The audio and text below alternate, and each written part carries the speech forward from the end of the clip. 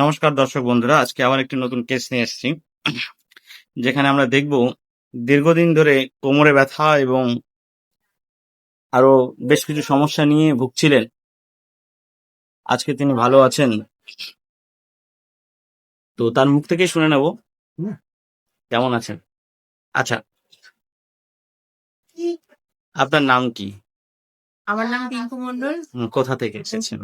ভীমপুর থেকে এসেছি। আচ্ছা আচ্ছা, আপনি কি কষ্ট নিয়ে আমার কাছে এসেছিলেন?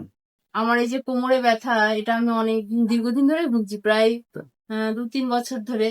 আচ্ছা এবার এটার জন্য আমি কোথাও চিকিৎসা ট্রিটমেন্ট করিনি। আচ্ছা এবার মানে ডাক্তারবাবুর কাছে এসে আমি 2 সপ্তাহ হ্যাঁ, হলো। মানে একবার ওষুধ নিয়েছেন? একবার, হ্যাঁ, হ্যাঁ। প্রথম জাস্ট একবারই ওষুধ নিয়ে আমি অনেকটা মানে আমার একদম পুরোপুরি আচ্ছা একদম ব্যথাটা তো একদমই নেই বললেই চলে, পুরোপুরি আচ্ছা একদম আমি সাকসেস আমার আচ্ছা আচ্ছা ওনার আচ্ছা চিকিৎসার দিক থেকে।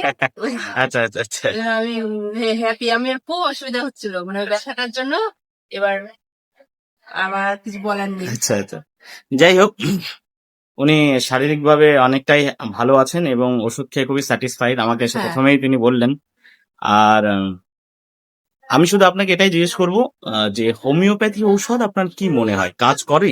হ্যাঁ, অবশ্যই অবশ্যই অবশ্যই। তাহলে যে সমস্ত অবশ্যই। মানুষ এরকম কষ্টে ভুগছেন তাদের জন্য কি বলবেন? হ্যাঁ, অবশ্যই আপনারা একবার এখানে এসে একবার তো অন্তত দেখুন।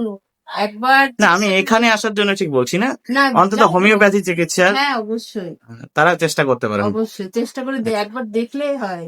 আচ্ছা, ঠিক। যাই হোক, ওনার আমি আরো ভালো স্বাস্থ্যের কামনা করি। আশা করছি আমরা সম্পূর্ণরূপে ওনার অন্যান্য সমস্যা কাটিয়ে দিতে পারবো। ঠিক আছে, ধন্যবাদ।